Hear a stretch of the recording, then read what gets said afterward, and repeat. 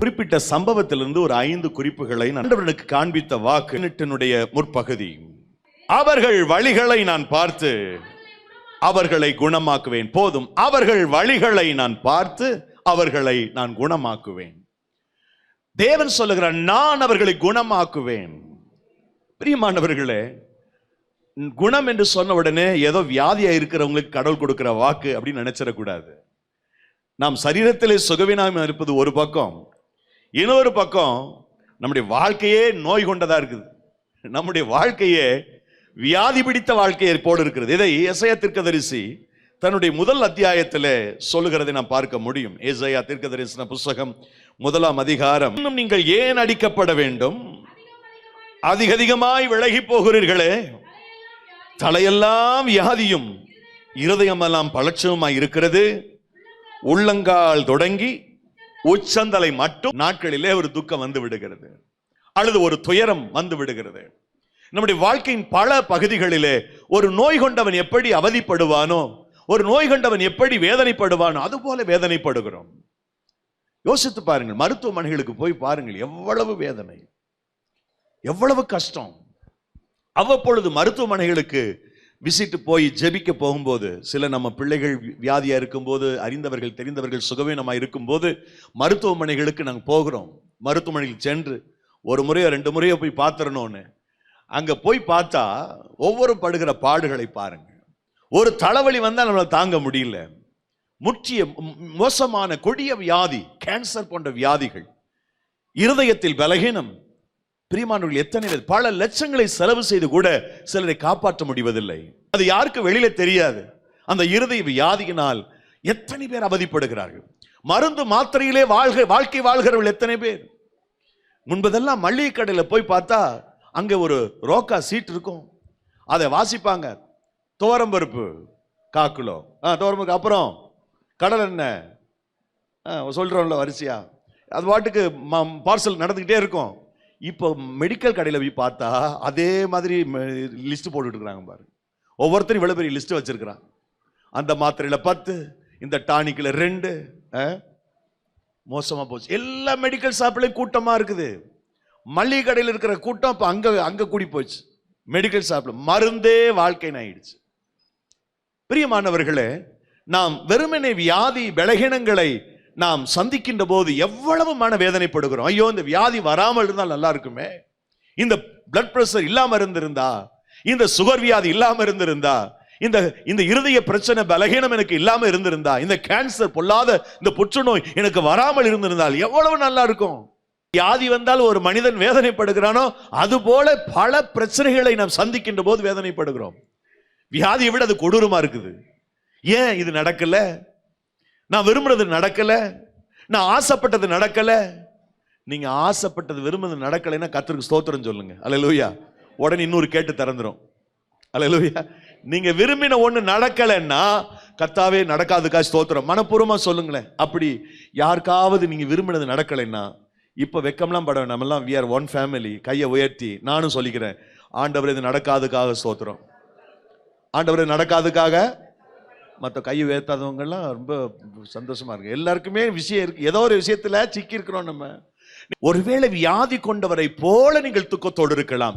பல காரியங்கள் நிமித்தம் நீங்கள் வேதனை ஊடாக போய் கொண்டிருக்கலாம். கர்த்தர் சொல்லுகிறார், நான் உன்னை குணப்படுத்துவேன், நான் உன்னுடைய குடும்பத்தை குணப்படுத்துவேன். நீ எதை நினைச்சு வேதனைப்படுறாயோ அதுல என்னுடைய வல்லமை விளங்கும். நான் உன்னை குணப்படுத்துவேன். ஒரு குஷ்ரோகி, அதாவது குஷ்ரோகிகள் அடங்கிய ஒரு குழுவினரை குறித்து லூக்கா நற்செய்தி நூல் 17ஆம் அதிகாரத்திலே வைத்தியன் லூக்கா எழுதி வைத்திருக்கிறார். இயேசு கிறிஸ்து வருகிறார் என்று கேள்விப்பட்ட பொழுது 10 குஷ்ரோகிகள் அந்த கிராமத்தில் பிரவேசித்த போது, குஷ்ரோகம் உள்ள மனுஷர் 10 பேர் அவருக்கு எதிராக வந்து தூரத்தில் நின்று, இயேசு ஐயரே எங்களுக்கு இறங்கும் என்று சத்தமிட்டார்கள். ஒரு சம்பவம், ஒரு நிகழ்வு. 10 குஷ்ரோகிகள் ஒன்றாக இயேசுவிடத்தில் எதிராக வந்து நின்று சத்தமிட்டு கூப்பிட்டார்கள். ஆண்டவர் அவருடைய பாதத்தில் விழுந்து பணிந்து கொண்டார்கள். ஆண்டவர் சொன்னார், போய் ஆசாரியனுக்கு காட்டுங்க சொன்னார். போயிட்டு இருக்கும் போதே அவர்களுக்கு சுகம் கிடைச்சது. பிரியமானவர்களே, அவருடைய வாழ்க்கையில அவங்க கொஞ்சம் கூட நினைச்சு பார்த்திராத ஒரு பெரிய அதிசயத்தை கர்த்தர் அவர்களுக்கு செய்தார். அப்படி இந்த காலங்களிலே குஷ்ரோகம் உள்ளவர்கள் அதிகம் இல்லை எழுத்தின்படி. அப்படி இருக்கிறவங்களுக்கு அரசாங்கம் தனியாக தொழுநோய் மையங்களை உருவாக்கி வைத்திருக்கிறது. அரசாங்கம் பேணி பாதுகாக்கிறது. இந்த சமூகம் அவர்களுக்குரிய உதவிகளை செய்து வருகிறது. எல்லாம் தடுப்பு ஊசிகளை பயன்படுத்தி, மருந்து மாத்திரைகளை பயன்படுத்தி எல்லாவற்றையும் முற்றாக ஒழிக்கும்படி நம்முடைய முன்னே இருந்த பெரியவர்கள் முயற்சி செய்து அந்த தொழுநோய் வியாதியிலிருந்து சமூகம் காப்பாற்றப்பட்டிருக்குது. இந்த நாட்களில் நான் தொழுநோயை பற்றி பேச விரும்பவில்லை. இந்த தொழுநோயாளிகள் எத்தனை வேதனைப்பட்டிருப்பார்கள். இந்த இந்த எபிரேய கலாச்சாரத்தின்படி ஒரு மனிதனுக்கு குஷ்டரோகம் வந்துவிட்டால் ஒளிமுக வாசல தான் இருக்கணும், ஊருக்குள்ள வர முடியாது, கல்யாணத்துல பங்கெடுக்க முடியாது, கல்யாணம் காட்சியில பங்கெடுக்க முடியாது. இந்த இயேசு கிறிஸ்து வெளிப்பட்ட காலத்தில் குஷ்டரோகிகள் அப்படித்தான் நடத்தப்பட்டார்கள். ஊருக்குள்ள ஒருவரும் வர முடியாது, ஒருவரும் நுழைய முடியாது. ஊருக்கு வெளியில தான், பாளையத்திற்கு வெளியில தான் அவர்கள் இருக்க வேண்டும். சப்போஸ் உணவுக்காக ஊருக்குள்ளே வர வேண்டியிருந்தால் அவர்கள் தன்னுடைய முகத்தை மூடிக்கொள்ள வேண்டும். யாராவது எதிரிலே வருகிறார் என்று கேள்விப்பட்டால் தீட்டு தீட்டு என்று கத்த வேண்டும். எத்தனை வேதனை பாருங்கள். அவர்களுக்கு அன்பானவர்கள் அந்த ஊர்ல இருந்திருப்பாங்க, அவருடைய பிள்ளைகள் இருப்பாங்க, அவருடைய கட்டின மனைவி இருப்பாங்க, கணவர் இருப்பாரு, பேர பிள்ளைகள் இருப்பாங்க. அவங்களெல்லாம் பார்க்கறதுக்கு ஆசை இருக்கும். ஆனா அந்த குஷ்டரோகன்ற ஒரு விஷயம் அவங்கள செப்பரேட் பண்ணி வச்சிருக்கோம். அப்படிப்பட்ட ஒரு மனநிலையில அவங்க இருந்தாங்க. அவங்க வாழ்க்கையில இப்ப தேவை ஒரு பெரிய சுகம், ஆரோக்கியம் தேவை. மற்றவர்களை போல நாங்களும் வாழ வேண்டும்.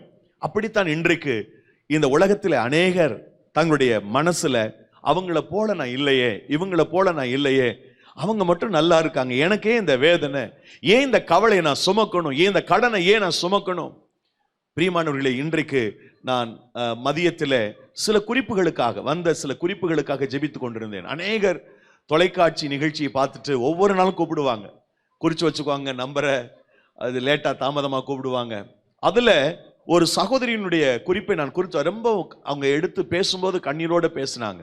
நான் எப்பாவது ஃபாஸ்ட் பண்ண இவங்களுக்காக ஜெபிக்கணும்னு சொல்லி அவங்க பேரை குறித்து வைத்திருந்தேன். இன்னைக்கு மத்தியானம் அந்த சகோதரி குறித்து ஞாபகம் வந்தது. கிட்டத்தட்ட 90 லட்சம் ரூபாய் மதிப்புள்ள வீட்டை அவர்கள் இழந்து விட்டார்கள். 90 லட்சம், 90 lakhs. 3 பெண் பிள்ளைகள். அந்த பெண் பிள்ளைகளை இனி எப்படி கல்யாணம் பண்ணி கொடுக்க போறோன்ற வேதனை. நான் என்னுடைய மனதில் அந்த சகோதரிக்கா ஜெபிக்கும் போது ஒரு பெரிய ஆறுதலை தந்தார். ஆனா ஒரு நமக்கு ஒரு நெருக்கடி வந்துட்டா தங்களுடைய தொடர்புகளை துண்டித்துக் கொள்வார்கள் அல்லது சற்று தொலைதூரம் போய்விடுவார்கள். அதுதான் உலகம். ஆனா அப்படிப்பட்ட நிலையில் இருக்கிறவர்களுக்கு தேவனே கை கொடுக்கிறவராக இருக்கிறார். அவர் ஒரு நாளும் கைவிட மாட்டார். புலம்பல் 3வது அதிகாரத்தில் வாசிக்கிறோம், ஆண்டவர் என்றென்றைக்கும் கைவிட மாட்டார். இவங்கிட்ட ஒரு 5 காரியத்தை நம்ம படிச்சுக்கலாம். நம்பர் 1, தேவன் நம்மை குணமாக்கணும்னு சொன்னா தேவ பிள்ளைகளோடு இருக்கக்கூடிய யூனிட்டி, ஃபெல்லோஷிப், இது ரொம்ப முக்கியம். ஆண்டவர் நம்மை குணப்படுத்துவதற்கு அவர் வச்சிருக்க செட்டப்ல ஒன்று ஃபெல்லோஷிப். நம்முடைய வாழ்க்கையில பல நேரங்களில் சோர்வு வரும்போது நல்ல நண்பர்கள் நமக்கு இருந்தாங்கன்னா, நல்ல ஆவிக்குரிய பிள்ளைகள் நமக்கு இருந்தாங்கன்னா, ஆவிக்குரிய தோழர்கள் தோழிகள் இருந்தாங்கன்னா அது பெரிய சப்போர்ட்டிவா இருக்கும். பைபிள் சொல்லுது, எங்கே 2 பேராவது 3 பேராவது என்னுடைய நாமத்தில் ஒன்றாய் கூடியிருக்கிறீர்களோ அங்கே நான் இருக்கிறேன். மத்தேயு 18:20 இருக்குது அந்த வசனம். எங்கே 2 பேராவது 3 பேராவது, அதாவது இந்த பக்தி அடிப்படையில், விசுவாசத்தின் அடிப்படையில் தேவனை நம்புகிற ஒரு சிலர் 2 3 பேரோ ஒன்னு சேர்ந்து ஒரு இடத்துல இருந்துட்டா நாங்க வருவேன் கர்த்தர் சொல்றார். என் நாமத்தினால எங்க 2 அல்லது 3 பேர் வர்றாங்களோ, ஒன்னு சேர்ந்து இருக்கிறாங்களோ, ஜெபம் பண்றாங்களோ, இல்ல நீங்க 2 பேர் 3 பேர் கூடி ஜெபிக்கிறவங்க இடத்துக்கு வர்றேன்னு சொல்லல, ஒன்னு கூடி இருந்தா வசனம் அப்படித்தானே இருக்குது.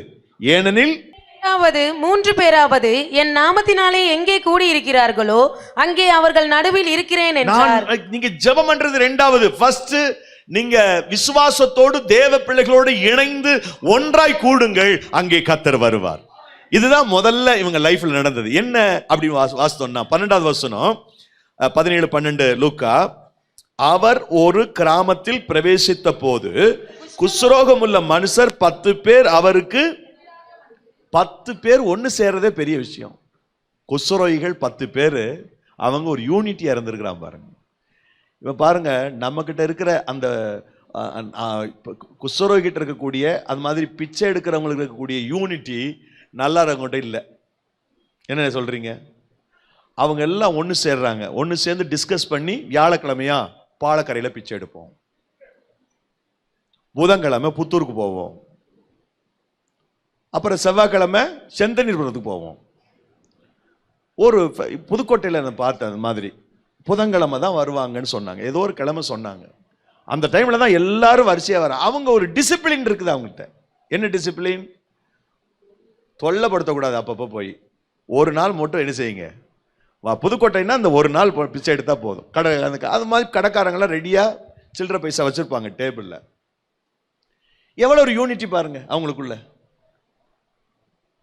இந்த குஷ்டரோகிகள், அந்த ஊர்ல இருக்கிற குஷ்டரோகிகள் ஒன்னு சேர்ந்தாங்க. அவங்க பேசியிருப்பாங்க, எப்பா இப்படி ஒருத்தர் வந்திருக்கிறாரு, அவர் தான் மேசியா, அவர் தான் கிறிஸ்து, அவரு செத்தவங்களை கூட எழுப்புறாராம், நடக்க முடியாத நடக்க வைக்கிறாராம். நான் கேள்விப்பட்ட 10 பேருக்கு கண்ணு தெரிஞ்சுதான், பெரும்பாடு இரத்த போக்கினால் அவதிப்பட்ட அந்த பெண்ணுக்கு கூட இயேசு சுகம் கொடுத்திருக்கிறாராம். ஏன் நமக்கு கொடுக்க கூடாது? மரிச்சவன, அதாவது நமக்கு மரிச்சவங்களை எழுப்புறதை விட நமக்கு சுகம் கொடுக்கிறது அவருக்கு லேசான விஷயம். மரிச்சவங்களே எழுப்பி இருக்கிறார்னா நமக்கு நிச்சயம் சுகம் கொடுப்பாரு. அவங்களுக்குள்ளே ஒரு ஒருமனை வந்தது. எதின் நிமித்தம்னா இயேசுவின் நாமத்தின் நிமித்தம். According Matthew chapter 18 verse number 20, மத்தேயு 18:20 படி இயேசு என்ற பெயரின் மேலே அவர்கள் அந்த நாமத்தின் நிமித்தம் ஒன்று சேர்ந்தார்கள். ஆகவேதான் அற்புதங்களை பெற முடிந்தது. ஒன்று கூடி ஜெபம் செய்யும் போது, ஒன்று கூடி தேவனை ஆராதிக்கும் போது அவர் நம் நடுவிலே பிரசன்னமாகிறார். அவர் வந்து நம்மை விசாரிக்கிறார், குறிப்பாக நம்மை குணமாக்குகிறார், நம்முடைய நசல் கொண்ட வாழ்க்கையை மாற்றுகிறார். வேதனையோடு வியாதியோடு விலகினத்தோடு நீங்கள் இருந்தால் உங்களை குணப்படுத்துகிறார். எப்போ அப்படின்னு சொன்னா நம்ம யூனிட்டியா இருக்கும்போது. கவனிங்க, ஆண்டவருக்கு ரொம்ப பிடிக்கிறது என்ன பிடிக்கும்னு சொன்னா ஐக்கியம். சாத்தானுக்கு பிடிக்காத விஷயம் என்னன்னா, நம்ம ஒன்று சேர்ந்துட்டோம்னா அவன் உஷாராயிடுவான். எப்படி இவங்களை பிரிக்கலாம், இந்த டீமை எப்படி பிரிச்சு விடலாம், பெண்கள் ஜபமா இதை ரெண்டாக்குறது எப்படி, ஆண்கள் ஜபமா ஒருத்தர் மண்டையை உடைக்க வைக்கிறது எப்படின்னு அவன் பிளான் போட்டுக்கிட்டே இருப்பான். எந்த ஊழியமா இருந்தாலும் சரி, நீங்க இயேசுவின் நாமத்துல ஒன்னா வர்றீங்கன்னு சொன்னா பிசாசு ரொம்ப உஷாராயிடும். இருக்கிறதுல இந்த உலகத்தில் இருக்கிற எல்லாருமே குறைவுள்ளவர்கள். we are human being, எல்லாருமே குறைவுள்ளவர்கள் தான். பிரசங்கம் பண்ற நானா இருந்தாலும் சரி, கேட்கிற நீங்களா தான் சரி. சோ நம்மளை விட ஸ்பெஷலா இவங்க ஜபத்துல நல்லா இருக்கிறாங்கன்னா கொஞ்சம் கை கோர்க்கலாம். அந்த குறைகளை பார்க்காம ஆவிக்குரிய அந்த ஐக்கியத்தை நீ வலுப்படுத்த, அதாவது ஒருத்தன் இன்டர்வியூ போயிருக்கிறான், 5x8 எவ்வளவுன்னு கேட்டிருக்கிறார் அந்த மேனேஜர். எவ்வளவு 5x8? 40. அவன் 38 இருக்கிறான். You are selected. இவன் சொன்ன ஆன்சரு தப்பு, ஆனா அவன் செலக்ட் பண்ணிட்டார் அவரை. இவன் வெளியில வந்து அப்புறம் தான் யோசிக்கிறான், நம்ம சொன்ன தப்பு, ஆன்சர் வந்து தப்பு. 40ன்னு சொல்றதுக்கு பதிலா இந்த ஆளு கோண மண்டைய இந்த மேனேஜர் நம்மளை செலக்ட் பண்ணிட்டானே, மேனேஜரை இப்படி அறிவில்லாதால இருக்கிற இவர் ரொம்ப தரக்குறைவா நினைச்சிருக்கிறார். ஒரு 3 மாசம் கன்ஃபார்ம் ஆகுறதுக்கு 3 மாசம் டெம்பரரியா வேலை பார்க்கணும். 3 மாசத்துக்கு பிறகு அவன் என்ன நினைச்சிருக்கிறான், டெம்பரரி பீரியட் மாறட்டும். கன்ஃபார்ம் ஆன உடனே அவர் நேர போய், சார் நீங்க பெரிய மிஸ்டேக் பண்ணிட்டீங்க sir, you did great mistake, நான் வந்து நீங்க கேட்ட கேள்விக்கு தப்பா பதில் சொல்லிட்டேன், ஆனால் நீங்கள் என்னை செலக்ட் பண்ணிட்டீங்க அப்படின்னு சொல்லணும்னு நினைச்சேன். கரெக்டாக 3 மாதம் முடிஞ்ச நேரம் போனா, சார் ஒரு விஷயம் சொல்லணும் உங்கள்கிட்ட. என்னப்பா, எனக்கு இன்டர்வியூ வச்சிங்கள சார், அப்போ ஒரு கேள்வி கேட்டீங்களே, என்ன கேள்வி? 5x8 5x8 எவ்வளோன்னு கேட்டீங்க. எவ்வளோ சார் அப்படின்னு அவர்கிட்ட கேட்டான். ஏன்ப்பா 40? ஆனால் நீங்கள் சரியாக கவனிக்கலாம், 38 தான் சொன்னேன், நீங்கள் மறந்து போய் என்னை செலக்ட் பண்ணிட்டீங்க அப்படின்னு சிரிச்சான். நீ 38 சொன்னதெல்லாம் எனக்கு தெரியும், நான் வந்து வேணும்னு தான் செலக்ட் பண்ணேன். நான் தப்பா சொல்லி ஏன் செலக்ட் பண்ணீங்க? வந்த 5 பேர்ல ஓரளவுக்கு நியரஸ்ட் ஆன்சர் பண்ணது நீ மட்டும்தான். மற்றவெல்லாம் 32, 36, ஓரளவுக்கு 40 கிட்ட ஆன்சர் பண்ணது யாரு? அதனால பொழைச்சு போடான்னு உனக்கு கொடுத்தேன், எனக்கு எல்லாம் தெரியும். நான் மாதிரி வேடிக்கையான கதை தான். இருக்கிறதுல யாரு பெஸ்ட், அவங்களோட டைம் ஸ்பெண்ட் பண்ணுங்க. ஐக்கியத்தை இந்த 10 பேர் குஷ்டரோகிகள் தான், அவர்களுக்குள்ள ஒரு ஃபெலோஷிப் இருந்துச்சு. அவங்களுக்கு ஒரு ஐக்கியம் இருந்தது. 10 பேர் சேர்ந்து ஆண்டவரிடத்துல, எப்போதுமே ஒன்னு சேர்ந்து ஆண்டவர்கிட்ட போனோம்னா அவர் சந்தோஷப்படுவார். அல்லேலூயா. இந்த ஒன்னா சேர்ந்து இருக்கிறதுல ஒரு பெரிய பவர் இருக்குது. ஒருவன் 1000 பேரையும், ஒருவன் 1000 பேரை துரத்துவான், 2 பேரு 10,000 பேர். ஒரு ஆளோட இன்னொரு ஆளு சேர்ந்துட்டா பவர் கூட. சரி, ரெண்டாவது அவங்கிட்ட பார்க்கிற ரெண்டாவது விஷயம் என்னன்னு கேட்டீங்கன்னா, அவருக்கு எதிராக வந்து ஒன்னு சேர்ந்து அவற்றை போகணும் தீர்மானிச்சாங்க. இதுவரைக்கும் ஒருவேளை இதுக்கு முன்னாடி நிறைய மருத்துவர்களை தேடி போயிருக்கலாம். அவர் கொடுக்கிற மூலிகை சாறு வந்து குஷ்டரோகத்தை மாத்துதுன்னு எவனாவது சொல்லியிருப்பான். தேடி காட்டுக்குள்ள போயிருப்பாங்க இந்த 10 பேரும். இந்த வைத்தியர் சுகம் கொடுக்கிறாரு, அங்க போனா சுகம், இந்த மந்திரவாதிட்டு போனா சுகம் சொல்லியிருப்பாங்க. ஏன்னா இந்த 10 பேரும் ரொம்ப தரித்திரன்னு சொல்ல முடியாது, பணக்காரங்கள் இருந்திருப்பாங்க இல்லையா? 2 ராஜாக்கள் புஸ்தகம் 5ஆம் அதிகாரத்துல ஒரு பெரிய தளபதியே குஷ்டரோகத்துல இருந்தான். ஆசி உள்ளவங்க இருந்திருப்பாங்க, எவ்வளவுலாம் முயற்சி பண்ணியிருப்பாங்க சுகம் கிடைக்கிறதுக்கு. ஆனா இந்த 10 பேரும் முதல்ல ஐக்கியப்பட்டாங்க, ரெண்டாவது ஆண்டவர்கிட்ட போயிடுவோம் பண்ண வந்துட்டாங்க. நமக்கான ரெமிடி யார்கிட்டதான் இருக்குது? ஆண்டவர்கிட்ட தான் இருக்குது. நமக்கான விடுதலை யார்கிட்டதான் இருக்குது? ஏசப்பட்ட இருக்குது. வா அவர்கிட்ட போயிடுவோம். ஆண்டவரிடத்தில் செல்கிற ஒவ்வொரு மனுஷனுக்கும் அவர் சகாயம் பண்ணுகிறார். ஆண்டவர் சொல்றார், வருத்தப்பட்டு பாரம் சுமக்கிறவர்களே நீங்கள் எல்லாரும் என்னிடத்தில் வாருங்கள், நான் உங்களுக்கு இளைப்பாறுதல் தருவேன். என்னிடத்தில் வருகிற ஒருவனையும் நான் புறம்பே தள்ளுவதில்லை என்று கர்த்தர் சொல்லுகிறார். என்னிடத்தில் வர ஒருத்தனையும் நான் புறம்பே தள்ள மாட்டேன். என்னிடத்தில் வா. அப்படியே போய் அவருடைய சமூகத்தில் சரண்டர் ஆயிட்டான்னா அவர் பார்த்துப்பார். ஆண்டவர் அவருடைய சமூகத்தில் அர்ப்பணிக்கிற ஒவ்வொருத்தர் மேலும் அவர் கவனம் வைக்கிறார். இந்த உலகத்தை பார்க்காம, மற்ற காரியங்களை நோக்காம ஆண்டவரிடத்தில் போய் அந்த வசனத்தை வாசிக்கலாம் மீண்டும் ஒரு விசை. 12, 17, 12. அவர் ஒரு கிராமத்தில் பிரவேசித்த போது குஷ்டரோகமுள்ள மனுஷர் 10 பேர் அவருக்கு எதிராக வந்து 10 பேர் அவருக்கு எதிராக தீர்மானித்தார்கள். 10 பேரும் இயேசுவிடத்தில் போய் விடுவோம், ஆண்டவரிடத்தில் போயிடுவோம். பாருங்க, இப்படி ஆண்டவர்கிட்ட போயிருவோம்னு நினைக்கிறவங்க தான் அவர் தேடுறாரு. அவர் யாரை தேடுறாரு நினைக்கிறீங்க? ஆண்டவர்கிட்ட போயிரோன்னு யாரெல்லாம் டிசைட் பண்றாங்களோ, அந்த வாஞ்ச இருக்குதோ அந்த மாதிரி இருக்கிறவங்கள தேடுறாரு. பாருங்க, யோவான் நற்செய்தி நூல் 12ஆம் அதிகாரத்தில் கிரேக்கர்கள் இயேசுவை பார்க்க ஆசையா இருந்தாங்கன்னு ஒரு வசனம் இருக்குது. 12ஆம் அதிகாரத்தில் 21வது வசனத்தில் இருக்குது. பிலிப்பினிடத்தில் வந்து ஐயா இயேசுவை காண விரும்புகிறோம் என்று கேட்டாங்க. 23 லூக்கா 23:8 ஏரோது வெகு நாளா இயேசுவை பார்க்க ஆசைப்பட்டான்னு இருக்குது ஒரு வசனம். இந்த கிரேக்கர்கள் ஏன் விரும்பினாங்கன்னு கேட்டா, இயேசு ஞானமா பேசுறவரு, அவருடைய உபதேசம். பொதுவாக கிரேக்கர்கள் ஞானத்தை விரும்புறவங்க கிரேக்கர்கள். அதாவது பிலாசபி விரும்புறவங்க, விஸ்டம் விரும்புறவங்க. அதனாலதான் கிரேக்க நாட்டில இருந்து சாக்ரட்டிஸ், அரிஸ்டாட்டில், அப்புறம் இவங்கெல்லாம் கிரேக்க நாட்டில் வந்து காரணம், கிரேக்கர்கள் எளிதாக அவர்கள் ஞானத்திற்கு வசப்படுகிறவர்கள், தத்துவத்தை விரும்புகிறவர்கள். ஆகவே இயேசு பேசுகிற அந்த பிரசன்ஸ் ஆஃப் மைண்டோட பேசுறாரு பாருங்க, அதை ரொம்ப பிடிக்கும். அவருடைய உபதேசம் ரொம்ப பிடிக்கும், பேரபிள்ஸ் அவர் ரொம்ப பிடிக்கும். ஆக இயேசுவை அப்படித்தான் அவர்கள் தேடினார்கள். இந்த யூதனாக இருக்கிற அரைகுறை யூதன் தான் அவன் ஏரோது. அவனுக்கு ஆசை எதற்காகன்னு சொன்னா, இயேசு செய்யற அற்புதங்களை பார்க்கணும். அவர் அற்புத விரும்பி. பொதுவாக யூதர்கள் அற்புதத்தை விரும்புகிறவர்கள். ரெஃபரன்ஸ் வேணும்னா 1 கொரிந்தியர் புஸ்தகம் 1ஆம் அதிகாரம் 22வது வசனம் ஞாபகம் வச்சுக்கோங்க. 1 கொரிந்தியர் 1ஆம் அதிகாரம் 22வது வசனம் டிஸ்ப்ளே பண்ணுங்க. 1 கொரிந்தியன் சாப்டர் வெர்ஸ் நம்பர் 22. யூதர்கள், அந்த யூதர்கள் இடத்துல ஏரோது இருக்கிறான். ஏரோது அடையாளத்தை கேட்கிறான். கிரேக்கர்களை தான் பார்த்துட்டோம். கிரேக்கர்கள் எதை தேடுறாங்களா? ஆனால் இன்னொருத்த எந்த எதிர்பார்ப்பு இல்லாம ஆத்மார்த்தமா தேவனை தேடுனான் இல்ல. ஆனா அவனுடைய தேடலுடைய உச்சத்தை நம்ம பார்க்க முடியும். லூக்கா நற்செய்தி நூல் 19ஆம் அதிகாரம் 1-2 வசனங்களிலே. சகையு, he was richest person. அவன் ஒரு பாவி, he was sinner.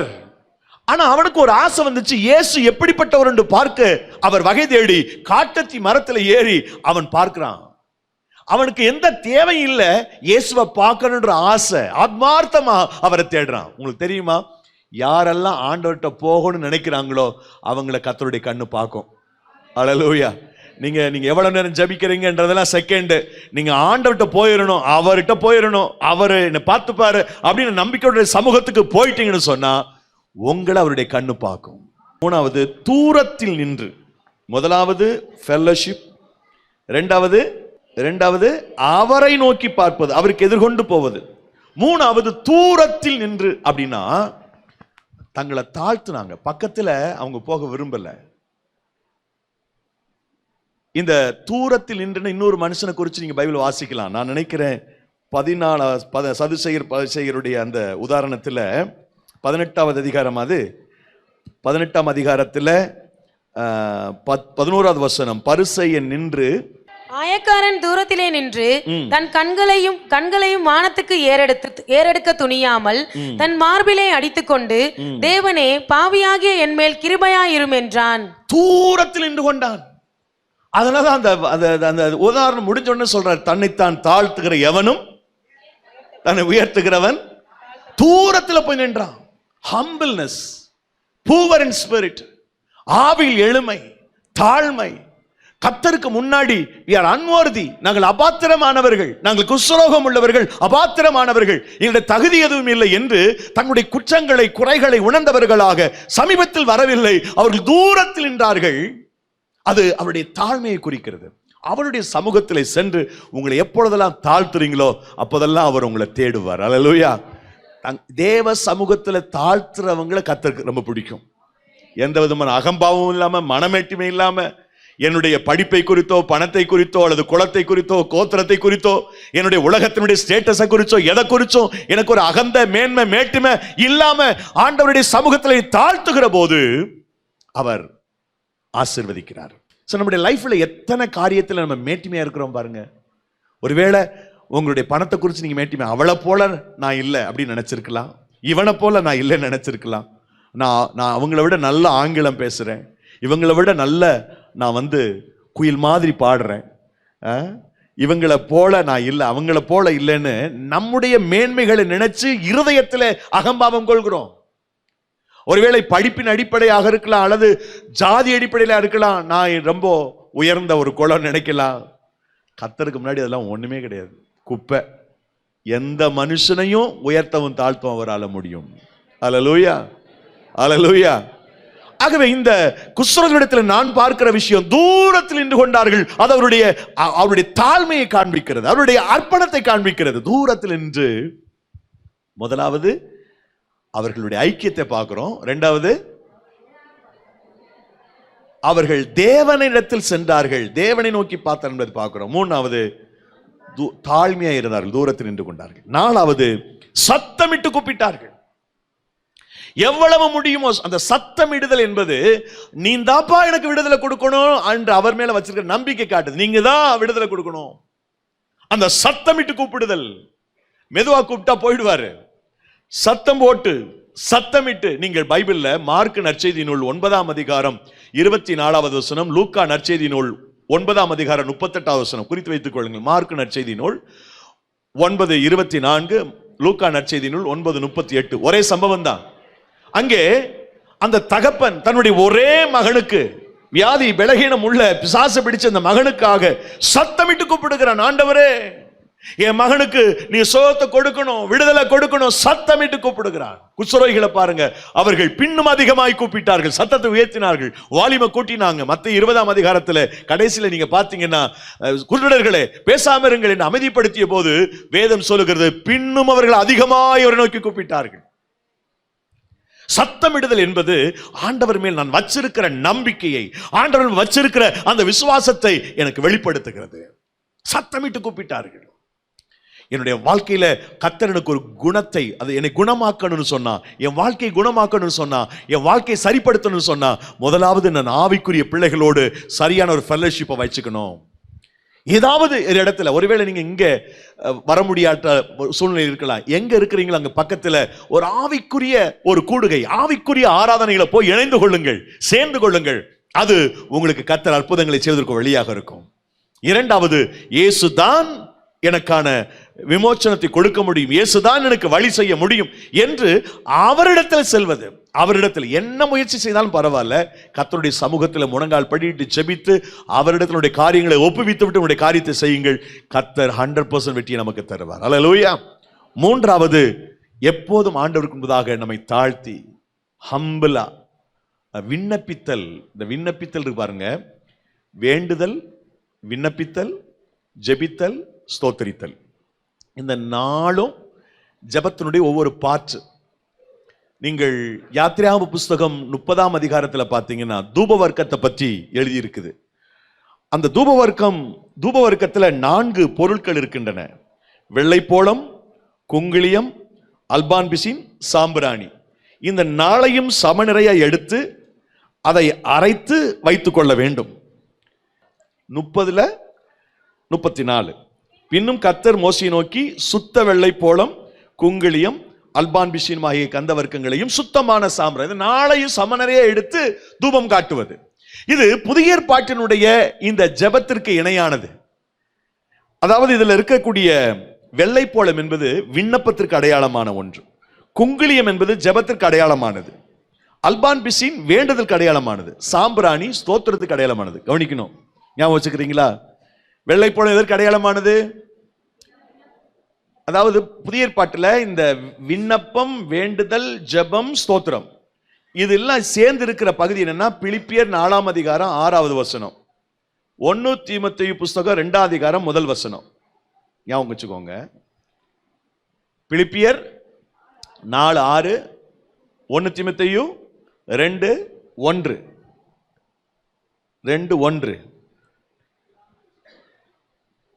இந்த 4 சேர்ந்து இருக்குது. வேண்டுதல், ஜெபம் பண்ணணும், ஜெபம் பண்றேன்னு சொன்னா இந்த ஜெபத்துல இது எல்லாமே இருக்கும். ஜெபத்தை மட்டும் பண்ணல, ஜெபத்துக்குள்ள ஸ்தோத்திரம் வந்துருது, விண்ணப்பம் வந்துருது, வேண்டுதல் வந்துருது. என்ன சாப்பிட்டீங்க அப்படின்னு கேட்டா என்ன சொல்லுவோம்? மத்தியானத்துல நம்ம தமிழ்நாட்டை பொறுத்தவரை சப்பாத்தின்னு யாரும் சொல்றது இல்லை. நல்லா சாப்பாடு சாப்பிட்டப்பா, நல்ல சாப்பாடு. என்ன கடை? ஹக்கீம் பிரியாணி, நல்லா சாப்பிட்டேன். சாப்பாடு சாப்பிட்டேன். சாப்பாடு சாப்பிட்டேன்னு சொன்னா சைடிஸ் எல்லாம் சொல்றது இல்ல, சைடிஸ் எல்லாம் சொல்றது இல்ல, சாப்பாடு சாப்பிட்டேன் அப்படின்னு சொல்றோம். ஆனா கூட என்னெல்லாம் சாப்பிட்டுருவோம்? சாதம் போட்டோம்னா சாதம் மட்டும் சாப்பிட்றது இல்லை. முதலாவது சாம்பார், சைவத்திலே பேசுவோம். முதலாவது சாம்பார், அப்புறம் புளிக்குழம்பு, வத்தல் குழம்பு, அப்புறம் ரசம், அப்புறம் அப்புறம் பாயாசம், வடை, அப்பளம். இவ்வளவு சாப்பிட்டுட்டு ஒரு ரொம்ப சிம்பிளா ஒரு பொய் சொல்லிடுறாங்க, சாப்பாடு சாப்பிட்டேன். சாப்பாடு மட்டுமா சாப்பிட்டோம்? வடையை எங்க சேர்க்கிறது? பாயாசத்தை எங்க சேர்க்கிறது? அப்புறம் கூட்டுலாம் இருக்குது, நிறைய 5-6 கூட்டு வச்சிருப்பாங்க, அதெல்லாம் எங்க சொல்றது? ஊறுகாய். இதெல்லாம் சொல்றது இல்லை, சாப்பாடுன்னு சொல்றோம். அது மாதிரி ஜெபித்தேன்னு சொன்னா அதுக்குள்ள என்னெல்லாம் இருக்குது? வேண்டுதல் இருக்கு, விண்ணப்பம் இருக்குது. இப்ப இங்க இவங்க என்ன பண்ணாங்க? இந்த சத்தமிட்டாங்க பாருங்க. சத்தமிட்டதுக்கு முன்னாடி இருக்கக்கூடிய பகுதி, தூரத்தில் நின்னதும் சத்தமிட்டதும் இடையில அவங்க எந்த விதமான ஜெபம் பண்ணாங்கன்னா, வெள்ளைப்போளத்திற்கு அடையாளமான விண்ணப்பத்தை செய்தார்கள்.